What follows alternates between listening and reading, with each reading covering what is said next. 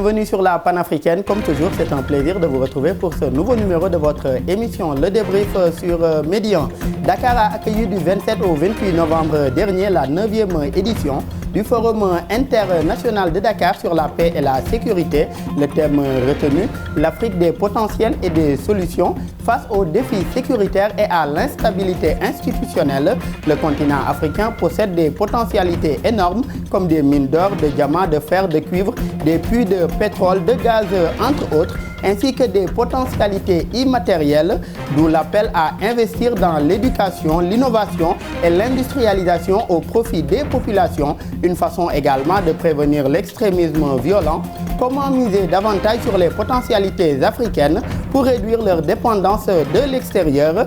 Quelle place de ces potentialités dans la prévention de l'extrémisme violent? Le développement en première partie d'émission. Et puis en seconde partie du débrief, il sera question de parler de sécurité collaborative dans le cadre de la lutte contre le terrorisme. Le 6 novembre dernier, l'Union africaine a appelé les pays africains à exercer une collaboration et une coordination solide en matière de sécurité. L'objectif est d'empêcher les groupes terroristes et autres groupes criminels de s'enraciner davantage sur le continent.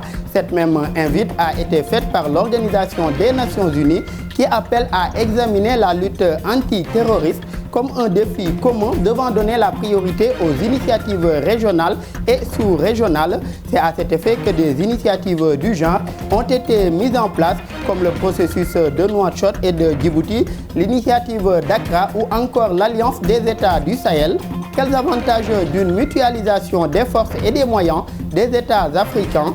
Quel impact de la sécurité collaborative dans la lutte contre le terrorisme? Le développement en seconde et dernière partie d'émission. Sur ce plateau, pour en parler avec nos invités, M. Ilham Diallo, vous êtes chercheur, également doctorant en géopolitique. Merci d'avoir une nouvelle fois répondu présent à notre invitation. Merci Daouda, je suis heureux de revenir sur ce plateau. Et je salue mon ami Pape Ousmane et je suis heureux de partager le plateau avec lui.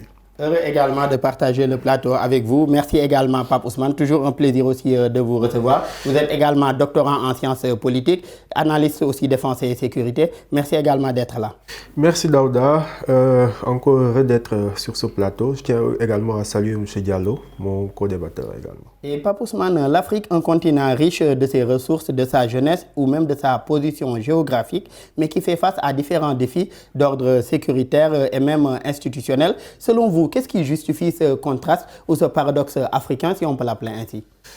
Alors, la richesse du continent africain sur le plan, au niveau des ressources naturelles, n'est plus à démontrer. Par contre, depuis quelques années, nous faisons face à ce qu'on peut appeler une afghanisation d'une certaine partie de l'Afrique. Et quand je parle d'afghanisation, je parle d'afghanisation, c'est-à-dire le développement et la prolifération de groupes terroristes, notamment au Sahel, et qui sont de nature à nier ce qu'on appelle l'état de droit, et qui sont de nature à troubler la quiétude des populations. C'est ça que j'essaie de dire en parlant d'afghanisation. Maintenant, on se rend compte que les zones où évolue ce genre de groupes sont souvent des zones très disputées sur le plan des ressources minières. Maintenant, cette instabilité qui a été instaurée ça et là ne profite pas forcément à un développement socio-économique et disons politique de manière endogène. Maintenant, l'Afrique est le continent des contrastes, bien entendu. Des pays très riches comme la Guinée se retrouvent face à des défis sociaux, économiques non négligeables et qui peuvent trouver des explications à travers différentes approches. Maintenant, la principale préoccupation reste le mode de gestion de ces ressources naturelles qui ne sont absolument pas, pour certains pays du moins, faites de manière optimale et qui fait qu'actuellement, la plupart des pays africains ne parviennent absolument pas à relever les différents défis sociopolitiques qui sont en cours. Sur ce point-là, vous parlez de gestion de ces ressources naturelles. Et selon vous, le problème se situe-t-il au niveau aujourd'hui de la gouvernance même de nos États, la forme de gouvernance, ou bien du manque de moyens de ces États aujourd'hui à exploiter par eux-mêmes ces ressources dont regorge leur territoire? C'est d'abord un problème de gouvernance, parce que le fait d'avoir des ressources, je donne un exemple comme l'or. Il existe des spécialistes qui disent que l'or, quand vous avez de l'or, l'or ne se vend pas. Quand vous avez beaucoup d'or sous votre terre, qu'est-ce que vous faites? Vous essayez d'extraire ça, vous essayez de l'avoir sous forme raffinée, et ensuite, qu'est-ce que vous faites? Vous mettez ça dans un coffre, et vous allez trouver des partenaires, et cet or va servir à garantir vos emprunts au niveau des institutions internationales ou des grandes banques internationales pour pouvoir financer vos projets de développement. Et les ressources naturelles, de manière globale sur le continent, devraient servir à l'industrialisation de l'Afrique, parce que c'est seulement l'industrialisation du continent qui devrait permettre de résorber le gap au niveau de l'emploi des jeunes. Actuellement, en Afrique, et je donne juste l'exemple du Sénégal, on estime, et ce ne sont pas des chiffres officiels à mon niveau, qu'il y a 300 000 jeunes qui arrivent chaque année sur le marché de l'emploi. Mais ces 300 000 jeunes ne parviennent pas à être absorbés par le monde de l'emploi, tout simplement parce que nous n'avons pas de politique industrielle sérieuse et efficiente qui permettrait... Et déjà, si on reste avec la jeunesse et l'exemple du Sénégal que vous venez de donner, le dernier recensement aujourd'hui de l'Agence nationale de la statistique et de la démographie estime aujourd'hui que sur les 18 millions de Sénégalais que nous sommes aujourd'hui, les 13 millions ont moins de 35 ans. 13 millions sur 18 millions, c'est énorme. Ça veut dire qu'il y a 5 millions de personnes qui ont plus de 40 ans. Donc, on a une jeunesse très jeune, on a une population très jeune, mais et nous faisons face à des défis qui vont s'intensifier et devenir de plus en plus problématiques au fil de l'année. Vous savez, une démographie, c'est une chance, c'est un atout, si on sait bien la gérer. Par contre, c'est une bombe à retardement si on ne parvient pas à instaurer les politiques nécessaires pour les tirer vers le haut. Les tirer vers le haut, cela veut dire avoir une politique éducative efficiente et avoir comment les tirer vers le haut, les politiques à mettre en place et tout. On y reviendra tout à l'heure. Ilham, selon vous, qu'est-ce qui justifie aujourd'hui ce contraste? Le continent africain riche aujourd'hui de ses ressources naturelles, de sa jeunesse, de son capital humain globalement, et aujourd'hui qui fait face à autant de défis et autant de problèmes. Selon vous, qu'est-ce qui explique ce contraste? Oui, comme l'a dit Pape Ousmane, il y a un contraste, bien sûr, parce que le continent africain est un continent qui est extrêmement riche. On peut citer même particulièrement des pays qui regorgent d'énormément de ressources naturelles. Par exemple, comme la RDC, il y a la Guinée, il y a en tout cas beaucoup de pays de l'Afrique du Sud et d'autres pays qui regorgent de beaucoup de potentialités. Les pays du Sahel aussi, etc. Voilà, tout à fait. Et en fait, quand on parle de ressources naturelles, les gens, de manière mécanique, pensent à l'or, pensent au pétrole, au gaz, etc. Alors que les ressources naturelles, en fait, c'est beaucoup plus vaste que ça. En réalité, aujourd'hui, il y a la géopolitique et la géostratégie de l'eau. En Afrique, par exemple, il y a beaucoup de conflits qui sont liés à l'eau. On sait aujourd'hui ce qui se passe dans le delta du Niger, au sud du Nigeria, par exemple. Et même à l'est de l'Afrique, entre le Djibouti, entre l'Éthiopie, le Soudan et l'Égypte, sur le barrage du Nil. Oui, l'Égypte menace en fait d'une intervention militaire contre l'Éthiopie. Parce que simplement en 1959, l'Égypte disposait en fait du droit de veto sur les constructions en fait qui vont affecter le débit en fait du Nil. Et aujourd'hui, avec la construction du barrage éthiopien, aujourd'hui, en fait, le débit, en fait, est trop faible pour les Égyptiens.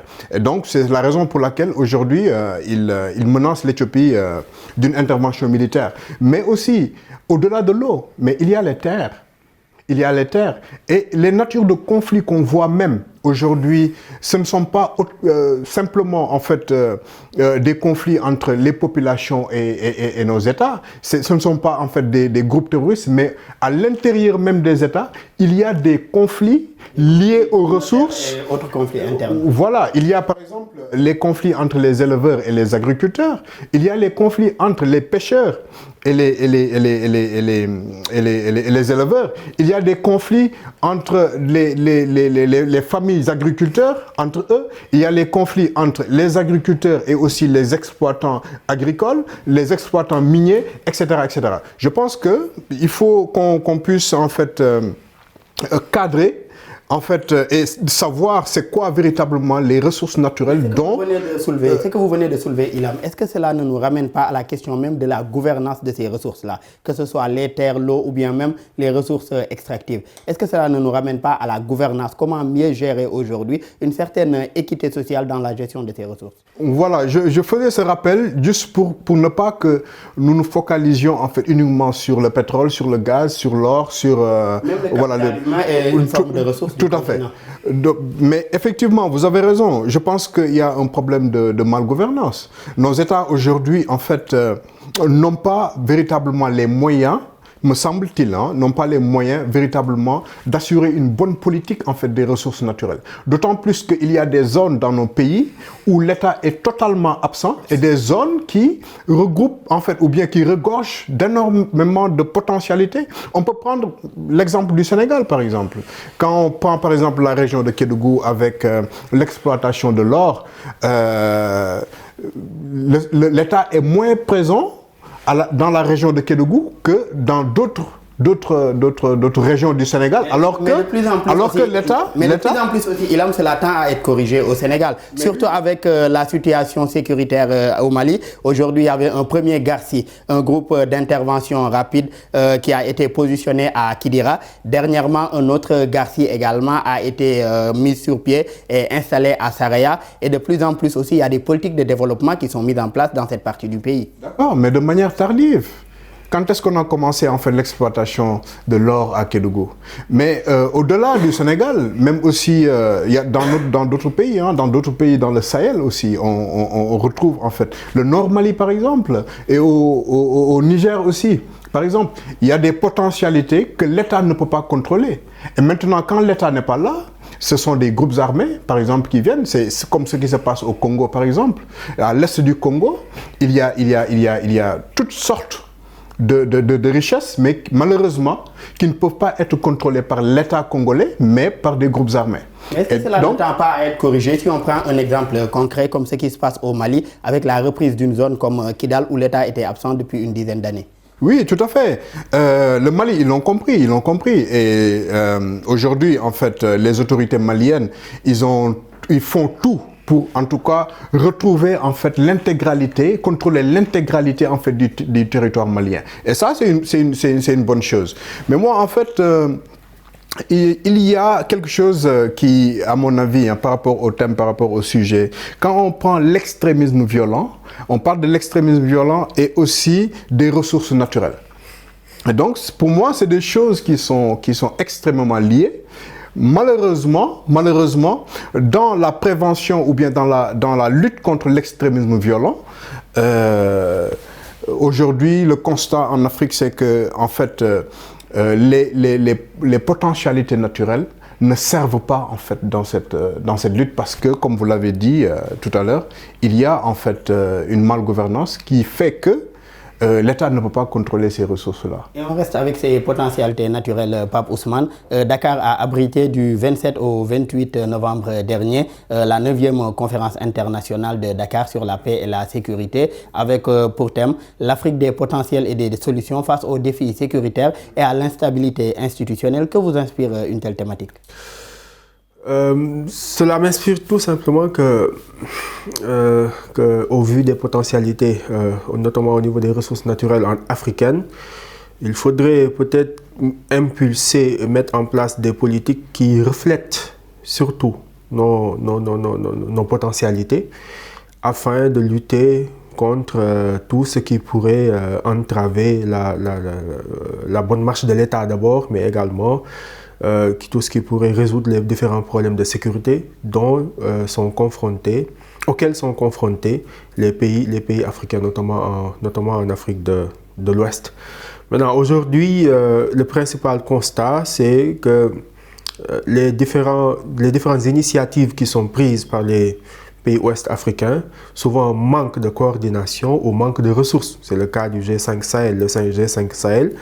Un de ses principaux freins, une de ses principales limites, était le fait qu'il n'était financé qu'à travers l'apport d'organismes extérieurs, notamment l'Union européenne. Et ça, le fait que les États qui étaient concernés ne se sentaient pas suffisamment investis sur le plan financier était un frein par rapport à tout ce qui est coordination des différentes forces en place pour pouvoir c'est-à-dire déployer certains efforts au niveau sous-régional.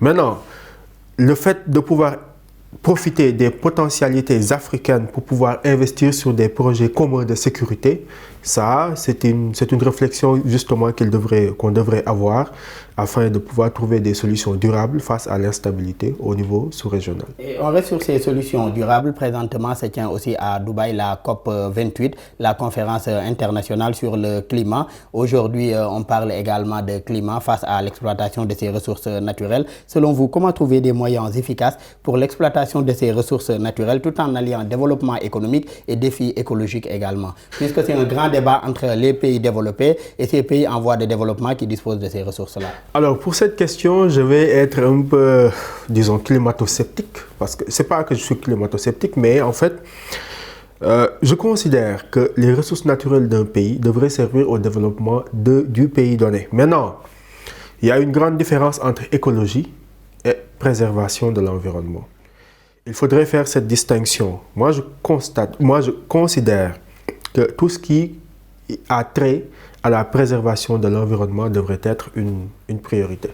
Maintenant, le fait d'abandonner, par exemple, si le Sénégal dispose de potentialités énormes en gaz et que ces ressources en gaz ne puissent pas être utilisées pour l'électrification, par exemple, parce qu'il faut se rappeler d'une chose, l'économie, c'est de l'énergie transformée. Le fait que des millions d'Africains puissent avoir accès à l'énergie, à l'électricité, ça c'est un pas en avant. Donc on ne devrait pas sur ce que vous disiez tout à l'heure, c'est-à-dire l'industrialisation de l'Afrique qui doit forcément passer par le défi de l'énergie, de la maîtrise de l'énergie. Maintenant, peut-être qu'à travers des considérations environnementales ou écologiques, on devrait peut-être prioriser des ressources comme le gaz, qui est beaucoup moins polluant que le pétrole, pour l'industrialisation et pour l'électrification de l'Afrique. Et ensuite investir sur des énergies renouvelables. Parce que ce qu'il ne faut pas oublier, c'est que la plupart de ces énergies renouvelables fonctionnent à partir de l'énergie fossile, comme par exemple les éoliennes. Maintenant, il faudrait peut-être utiliser ces ressources naturelles pour développer l'électrification et l'industrialisation des continents et par la suite investir sur des énergies renouvelables. Mais le fait de se départir entièrement ou totalement des énergies fossiles au profit d'énergies renouvelables, souvent je pense que ce serait une erreur économique grave dans la mesure où actuellement en Afrique, c'est un continent où tout est à faire, où tout est possible. C'est le continent des potentialités aussi bien économiques qu'au niveau des ressources naturelles.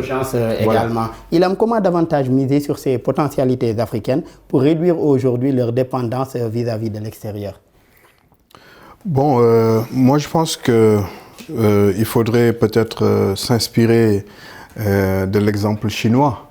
Parce que ce qui fait qu'aujourd'hui la Chine est sur le plan économique en fait plus compétitif que par exemple les pays occidentaux, c'est qu'en fait ils ont mis l'accent sur l'énergie. Parce que ça permet véritablement une industrialisation, mais aussi ça permet aux produits en fait d'être beaucoup plus d'être moins cher en tout cas, parce que quand par exemple l'électricité est moins chère, quand par exemple le carburant est moins cher, effectivement les produits deviennent moins chers. Dans la plupart de nos pays africains, particulièrement au Sahel, il y a du pétrole, il y a du gaz, il y a d'autres ressources. Et donc, je pense qu'il n'y a pas de raison que véritablement que nos pays ne puissent pas en fait bénéficier véritablement de ces ressources-là. Maintenant, le problème, c'est quoi? Le problème, c'est en fait la négociation des contrats. Parce que souvent, en fait, nos pays africains négocient mal les contrats avec les grandes puissances, les multinationales. Ce qui fait qu'en fait, la part que nous, souvent, nous avons, ne nous permet pas véritablement une propulsion, en fait, sur le plan économique. Donc, je pense que c'est une question de diplomatie, hein? C'est une question aussi de gouvernance. Je pense qu'il faudrait bien négocier les contrats avec les multinationales si nous voulons véritablement, en fait, bénéficier pleinement de nos ressources. Sortir de ce caractère léonin et négocier des contrats beaucoup plus équitables par rapport à ces compagnies étrangères-là. Et tout à l'heure, vous parliez des liens étroits qui existent entre l'exploitation de ces ressources naturelles et l'extrémisme violent. Comment faire aujourd'hui de ces ressources naturelles et autres ressources extractives des solutions à la prévention de cet extrémisme-là? Oui, vous savez, en fait, la prévention de l'extrémisme violent, c'est une tâche qui n'est pas du tout facile.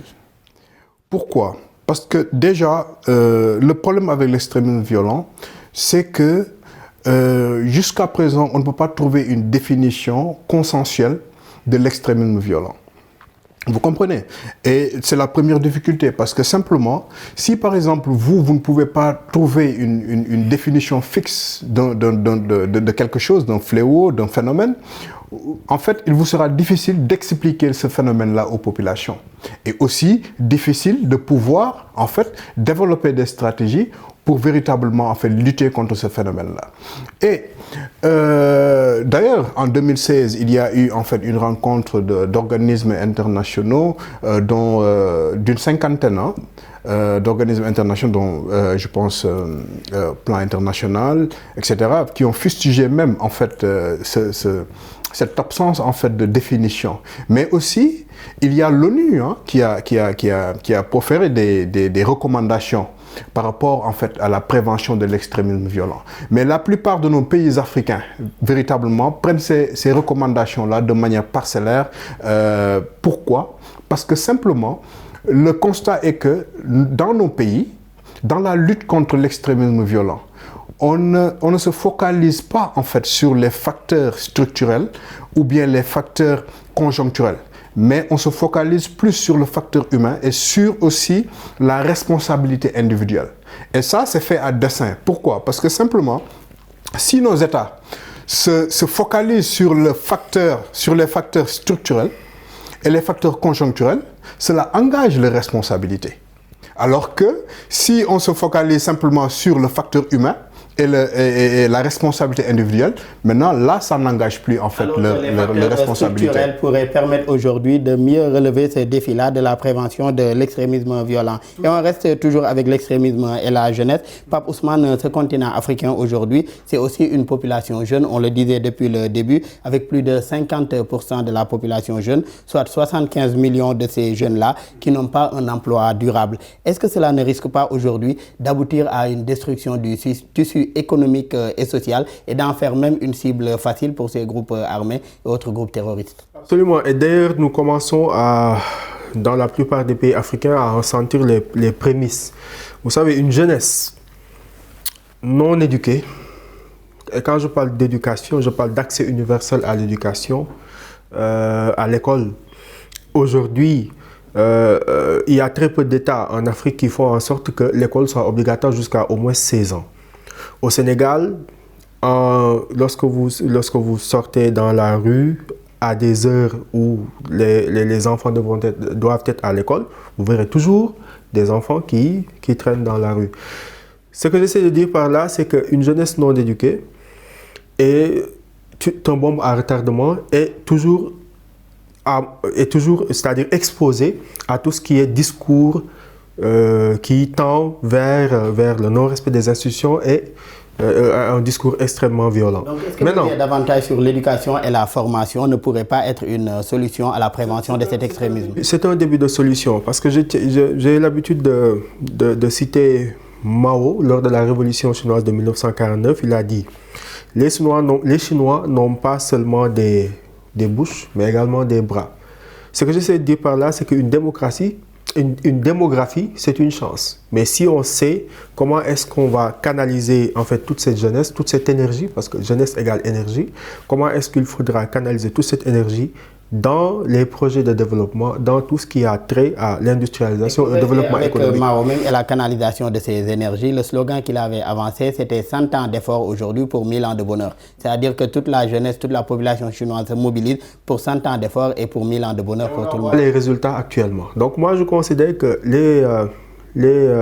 les autorités, les différents États africains devraient s'inspirer de cet exemple afin de faire en sorte de faire de la démographie africaine une opportunité et un avantage au lieu d'en faire un fardeau. Parce qu'une démographie ne peut pas être un fardeau si les différentes politiques visant à non seulement les encadrer mais également à les tirer vers le haut, c'est le mot qui revient tout à l'heure, sont mises en place.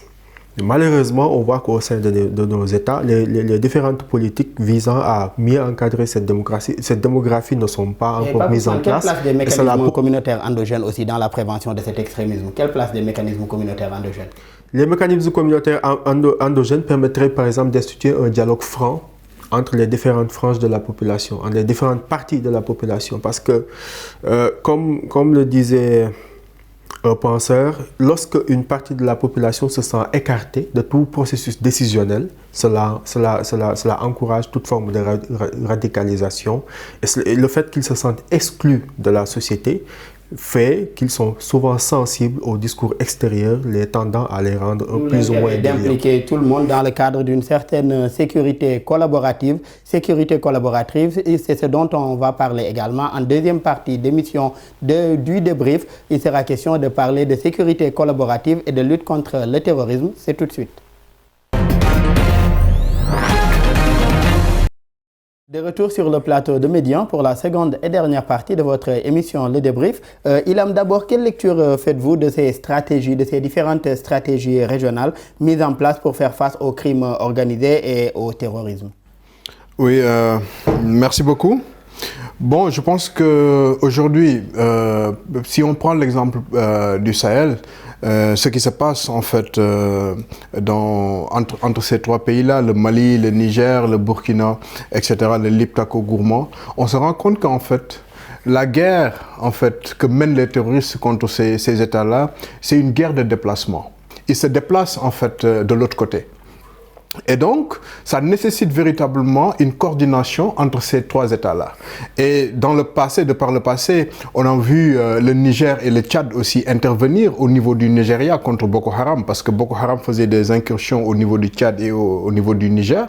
Et les trois pays sont tombés d'accord pour que le Tchad et le Niger puissent en fait aussi mener des opérations sur le sol nigérian.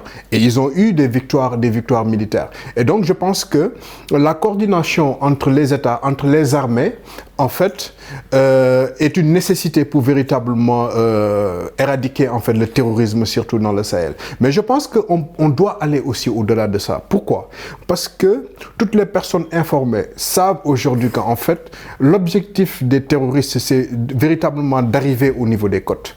Et aujourd'hui, un pays comme le Burkina constitue en fait un barrage pour en fait les terroristes, pour qu'ils puissent accéder au niveau en fait du golfe de Guinée. Si par exemple aujourd'hui le Burkina tombe, c'est sûr que la Côte d'Ivoire va tomber, c'est sûr que le Bénin va tomber, c'est sûr que le Togo va tomber. C'est en fait le Burkina constitue un bouclier pour ces pays-là. Et donc, maintenant, c'est quoi la stratégie de ces pays-là? Est-ce que c'est d'attendre que le Burkina tombe pour réagir, ou bien il faudrait prêter main forte en fait au Burkina? Et c'est la même chose aussi. C'est la même chose aussi avec le Sénégal. Si par exemple les terroristes acceptent au sud du Mali, c'est sûr que le Sénégal sera attaqué. Et donc, qu'est-ce que le Sénégal doit faire? Ce n'est pas d'attendre que, en fait, les terroristes acceptent au niveau du Sénégal? Non, c'est d'aller, en fait, prêter main forte au Mali. Mais c'est le cas également entre ces pays-là que vous avez cités aujourd'hui, que ce soit le Sénégal et le Mali, avec des GARCI, les groupes d'intervention rapide, et d'autres patrouilles mixtes qui existent entre les deux États. La même chose existe également entre la Côte d'Ivoire et le Burkina Faso aujourd'hui, où les deux pays aujourd'hui font des patrouilles également de part et d'autre. Et la Côte d'Ivoire soutient également la transition burkinabé avec des armes et également des financements dans le cadre de cette lutte contre le terrorisme. Vous parliez tout à l'heure de la coordination entre États et des résultats que cela pourrait donner également avec cette facilité de déplacement d'un pays à l'autre. Mais on a l'exemple du G5 Sahel. Il y avait cette coordination-là. Pourtant, cela n'a pas empêché ces groupes terroristes de progresser et d'atteindre même ces pays du Golfe de Guinée comme le Togo ou le Bénin. Donc, est-ce qu'il n'y a pas ces limites également est-ce qu'il n'y a pas des limites également de cette coordination-là? Est-ce qu'il y avait une bonne coordination? Ça aussi, c'est une question. Il n'y a pas en fait que la coordination, mais il y a aussi la question des moyens. Parce que le G5 Sahel n'avait pas véritablement, on le sait, n'avait pas en fait véritablement les moyens de sa politique. Et le G5 Sahel, en fait, comptait sur les puissances occidentales pour pouvoir avoir des armes, avoir des moyens pour pouvoir combattre le terrorisme. Malgré la coordination, il faut aussi des moyens, parce que la guerre, c'est des moyens aussi. Et au-delà des moyens, Pape Ousmane, quelles sont les limites aujourd'hui de ces organisations comme le G5 Sahel ou bien même l'entente, l'initiative plutôt d'Accra qui réunit les pays du Golfe de Guinée dans le cadre de la lutte contre le terrorisme? Alors, je constate que vous ne parlez toujours pas de l'AES. Non, l'AES, j'y viendrai puisque c'est la toute dernière alliance née. J'ai d'abord démarré par le G5, l'entente d'Accra, après d'en venir à l'AES. Déjà, on constate l'éclatement actuel excusez-moi, du G5 Sahel, qui ne compte actuellement que 2 membres. Après la sortie du Mali, du Niger et du Burkina, je crois que le Niger et le Burkina sont sortis il y a environ une semaine. Cela dénote de dissoudre l'organisation. Oui, cela dénote tout simplement d'un manque de coordination d'abord, parce que quand un membre sort d'une organisation, cela veut tout simplement dire que ce membre ne se retrouve plus dans la dynamique ou dans le mode de fonctionnement de cette organisation. Donc pour le G5 Sahel, je crois plutôt que c'est de l'histoire ancienne actuellement, parce que non seulement il y a eu des problèmes de financement, la grande majorité du financement du G5 Sahel provenait de l'Union européenne. D'ailleurs, ça c'était critiqué par la plupart des observateurs qui pensaient que le fait qu'une organisation de cette envergure et de cette portée puisse être financée presque exclusivement par des fonds venant de l'extérieur, cela ne garantissait pas forcément une autonomie dans la politique, dans les différentes politiques sécuritaires qui étaient mises en place. Donc cela posait problème. Pour l'entente d'Accra, je ne sais pas encore quelles sont les modalités. Comment est-ce qu'ils comptent opérer, notamment dans la zone, dans le golfe de Guinée. Mais toutes les limites qui sont identifiables et qui se répercutent actuellement, notamment dans la lutte contre le terrorisme, c'est tout simplement le fait qu'il y a une absence de coordination franche, il y a une absence de collaboration également franche, parce que certains pays qui constituent ces organisations n'arrivent pas souvent à s'entendre sur souvent le procédé, sur la mise en œuvre également des politiques sécuritaires qui doivent être appliquées, mais également sur le financement, la participation. Du financement aujourd'hui, on le soulève depuis tout à l'heure. Comment relever aujourd'hui ce défi du financement de nos organisations? Bien, le constat pour la plupart des observateurs, c'est que ces pays, les pays concernés par la menace terroriste, ce ne sont pas des pays, disons, pauvres sur le plan des ressources naturelles. Ce ne sont pas également des pays, disons, indigents au niveau économique. Ce sont des pays qui sont capables, à un moment donné, de rassembler les ressources financières nécessaires et de l'orienter vers des politiques sécuritaires efficientes. Moi, j'ai toujours l'habitude de dire que il n'y a pas de manque de capacité notoire au sein de ces pays. Il y a juste un manque de volonté politique. Et comme j'ai l'habitude de le dire, la volonté politique est une énergie renouvelable.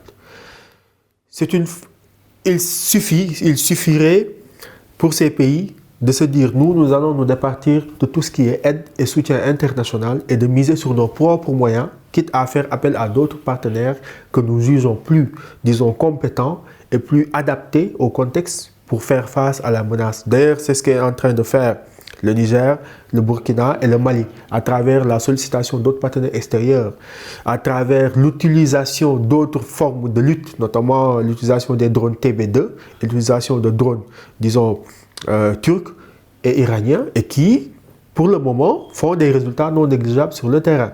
Je suis souvent régulièrement sur les réseaux sociaux la chaîne RTBF, la chaîne burkinabé, et les différents succès de l'armée burkinabé sur le théâtre d'opération sont mis en relief. Et ça, c'est le travail des drones. Les drones, actuellement, sont en train de donner une autre dimension militaire à la lutte contre le terrorisme. Et ça, ce sont des choses que... Être possible aussi grâce à cette multiplication ou cette diversification des partenaires. Oui. Et on reviendra tout à l'heure sur l'AES que vous soulevez depuis tout à l'heure, l'Alliance des États du Sahel. Il existe respectivement aussi dans la Corne de l'Afrique et dans le Sahel deux processus appelés d'abord le processus de Djibouti qui réunit plusieurs pays de l'Est et de la Corne de l'Afrique et le processus de Nouakchott qui regroupe plusieurs pays sahélo-sahariens. Ces deux processus avaient pour objectif de faciliter le partage de renseignements entre ces pays-là qui partagent la même zone géographique ou la même région. Et c'est des processus qui existaient depuis une décennie, mais qui n'avaient pas quand même donné les résultats escomptés. Selon vous, qu'est-ce qui rend difficile aujourd'hui la réussite de ces processus et initiatives sur le plan régional ou même sous-régional? Oui, je pense que c'est là où je ne suis pas d'accord avec Pape Ousmane.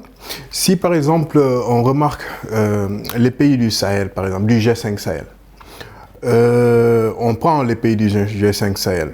En fait, c'est des pays dont en fait, les PIB sont des plus faibles au monde.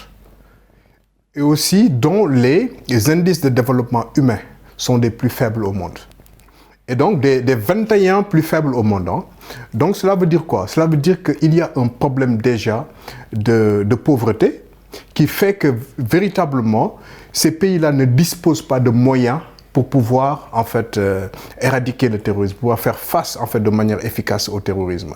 Et c'est la raison pour laquelle d'ailleurs ils font appel en fait aux puissances étrangères comme par exemple l'Union européenne pour qu'ils puissent en fait financer véritablement cette guerre. Et on se souvient même en 2012... C'est juste une interpellation. Ce que vous soulevez là, est-ce que ce n'est pas lié également, comme l'a dit Pape Ousmane, à un problème de volonté politique et même de gestion de ces ressources-là, de ces pays? Oui, il y a un problème, je ne dirais pas un problème de volonté politique.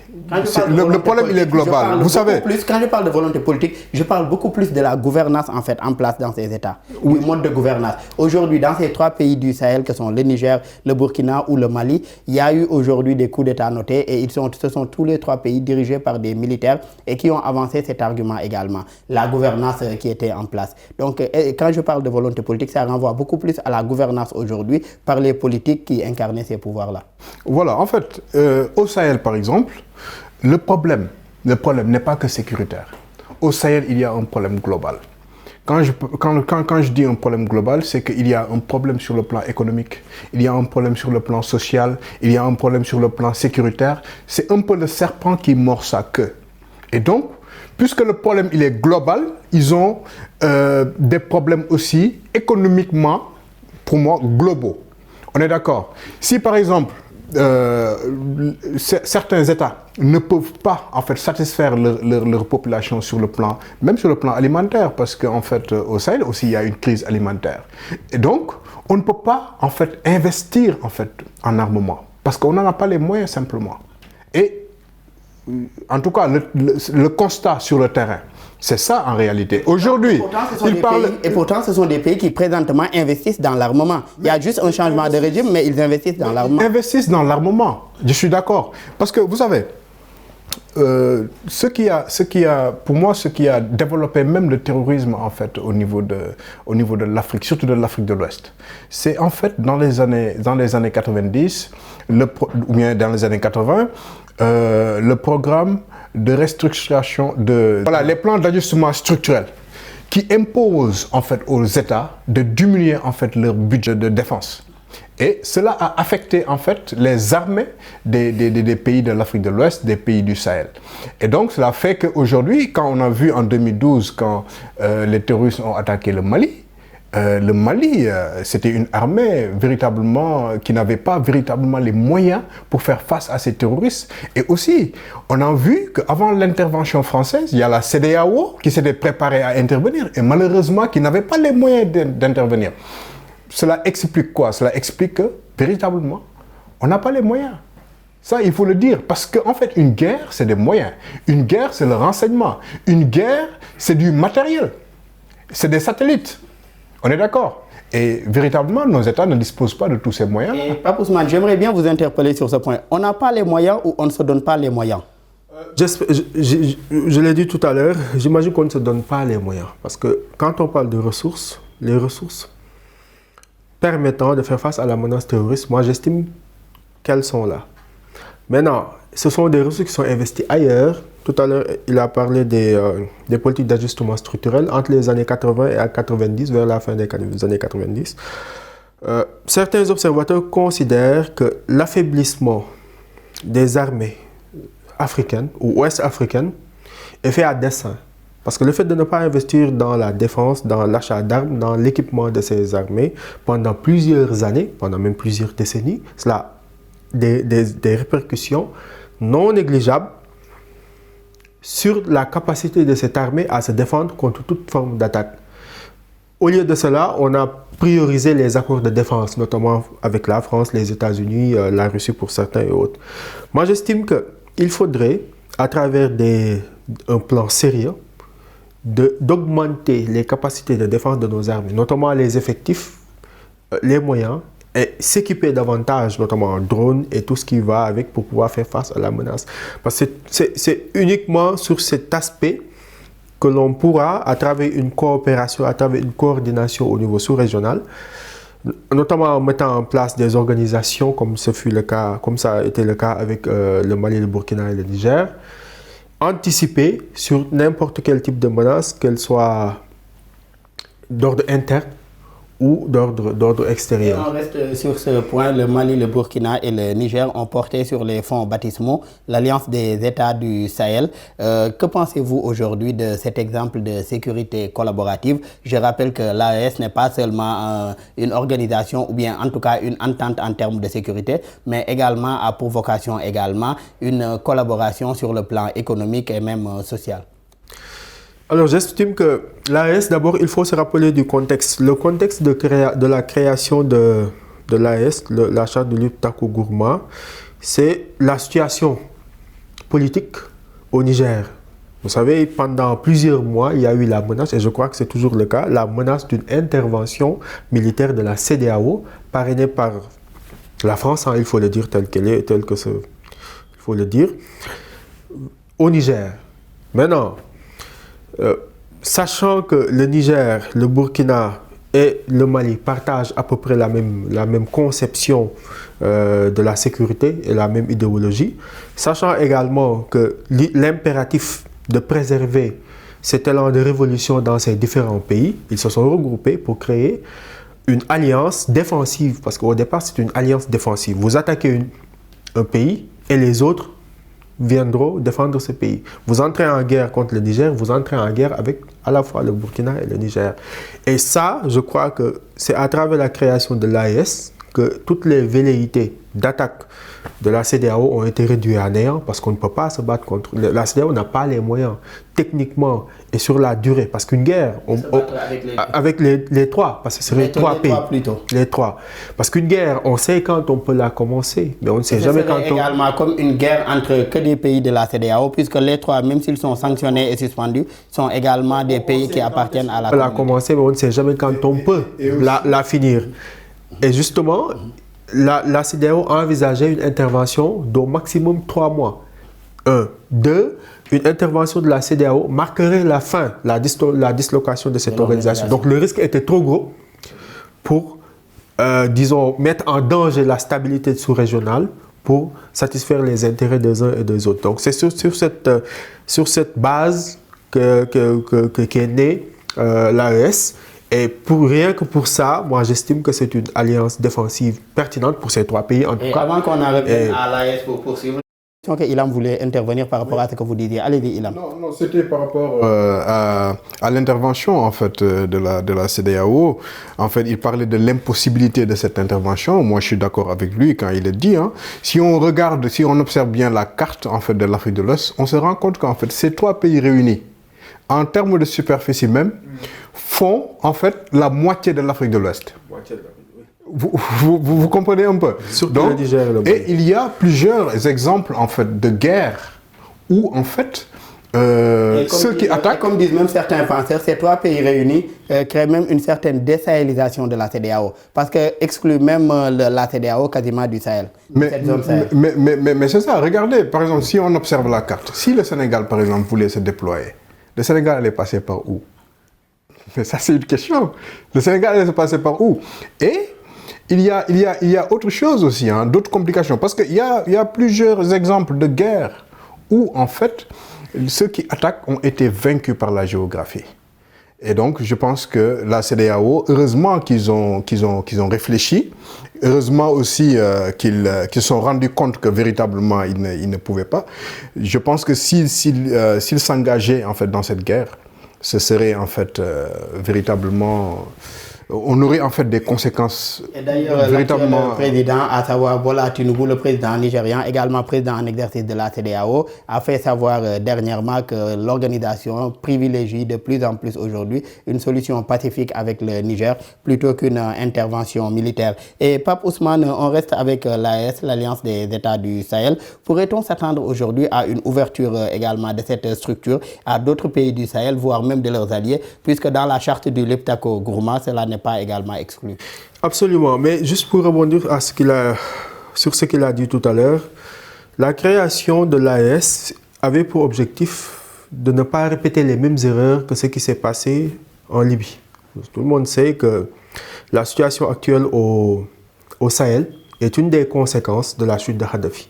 Et à travers le transfert des armes et des équipements aux organisations Touareg et aux autres organisations disponibles dans la bande sahélienne, et qui a participé à la déstabilisation du Mali et à la situation que l'on connaît actuellement. Donc maintenant, la CEDEAO, maintenant le Mali, le Burkina ne voulaient pas qu'une intervention de la CEDEAO découle sur la déstabilisation de cette zone, une déstabilisation encore plus poussée qui aurait des conséquences, qui aurait des conséquences sur plusieurs années.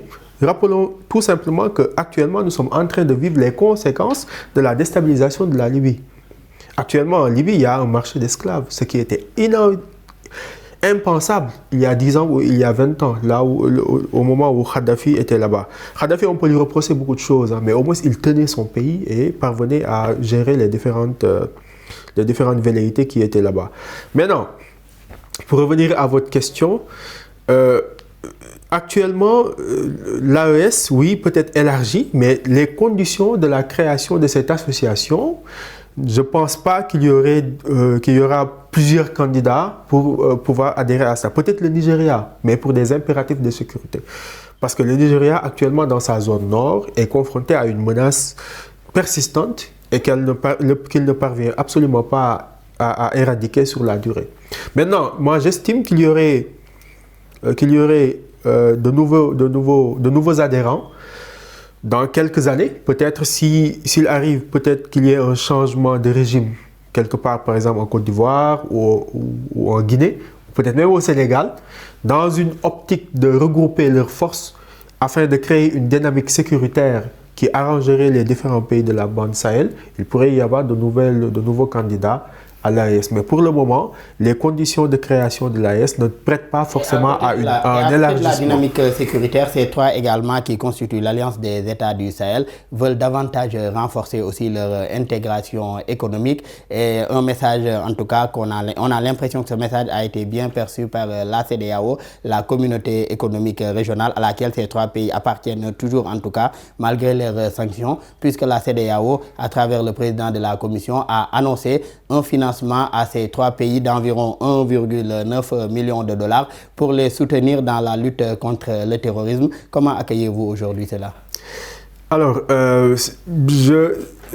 ma principale lecture, c'est que la CEDEAO est en train de mettre de l'eau dans son vin, mais peut-on dire que c'est un pour utiliser des termes basiques, peut-on dire que c'est un cadeau empoisonné? Est-ce que la CEDEAO ne cherche pas à revenir sur la table de la négociation afin d'obtenir d'autres concessions par rapport à ces pays? Mais en tout cas, quoi qu'il en soit, c'est une première étape à saluer parce que nous estimons que les principaux défis qui ont cours actuellement dans le Sahel ne peuvent être résolus que par la négociation, que par le dialogue, pas par la menace d'une intervention militaire, pas par des sanctions dont la plupart sont illégales, pas par toute forme d'intimidation ou de brimade. Tout ce qu'il faudrait faire, aussi bien au niveau de la CEDEAO qu'ailleurs, c'est de chercher à se mettre sur la table, de mettre sur la table les différentes problématiques, les différentes questions et essayer de trouver une solution négociée. Des solutions d'ensemble qui pourront permettre de stabiliser d'abord la zone et ensuite d'aller vers un véritable développement socio-économique. Ce qu'il faut rappeler, c'est qu'avant cette situation, disons, avant que la situation sécuritaire dans le Sahel ne s'empire, dans l'organisation de la CEDEAO, on parlait plus de quelque chose comme une monnaie unique. Actuellement, le sujet d'une monnaie unique, on en parle plus au niveau de l'AES qu'au niveau de la CEDEAO. Donc vous voyez, la situation sécuritaire, notamment les différents putschs qui ont eu lieu, notamment tout ce qui en a découlé, ça a marqué un pas en arrière plus qu'une avancée au sein de l'organisation. Donc je crois qu'il faudrait revenir à la base, revenir à plus de dialogue, à plus d'entente pour pouvoir avancer sur les objectifs qui sont communs. Et Ilham, quel avantage aujourd'hui mutualisation des forces et des moyens de nos États aujourd'hui, surtout dans le cadre de cette lutte contre le terrorisme? Tout à l'heure, Pape Ousmane Thiaw avait donné l'exemple des drones avec la diversification des partenaires, ce qui a permis aujourd'hui des réussites sur le terrain des opérations. Selon vous, quel avantage ou quel impact de cette mutualisation des forces de ces États-là qui ont en commun la lutte contre le terrorisme? Oui, en fait, comme on le dit, hein, l'union fait la force. L'union fait la force. Je pense que puisque nous avons en fait des États avec des armées qui ne sont pas aussi puissantes que en fait les armées qui sont de l'autre côté, par exemple des armées européennes ou américaines, etc. Donc une union entre nos États, entre nos armées, en fait, permettrait véritablement à nos États de pouvoir éradiquer en fait le terrorisme. D'autant plus que, et je pense que les pays par exemple qui ne sont pas très touchés ne doivent pas attendre véritablement qu'ils soient touchés pour pouvoir agir. Je pense qu'il faudrait aller prêter main forte. Hein. Tout à l'heure, tu l'as évoqué, il y a des alliances qui se sont faites parce qu'on a compris maintenant. On a compris qu'en fait, pour éradiquer le terrorisme dans la région, dans le Sahel, il faut aussi une régionalisation en fait des moyens, des efforts. Je pense que c'était nécessaire pour véritablement éradiquer le terrorisme, parce que le terrorisme en fait a un aspect de contagion qui fait que ça ne reste pas en fait. Ce qui implique de miser davantage dans la prévention. Comme on le dit, c'est durant les périodes de paix que l'on prépare également une guerre. Malheureusement, nous en sommes à la fin de cette émission. Je rappelle que nous recevions M. Ilham Diallo. Vous êtes chercheur, également doctorant en géopolitique. Merci encore d'avoir été avec nous. C'est moi qui vous remercie. Merci également à Pape Ousmane Thiaw, doctorant en sciences politiques, également analyste défense et sécurité. Merci aussi Pape Ousmane d'avoir été avec nous. Merci beaucoup M. Sow. Merci aux collègues de l'équipe technique pour les facilitations et pour la réalisation de cette émission. Merci à vous tous qui nous suivez et très bonne suite de programme sur nos antennes.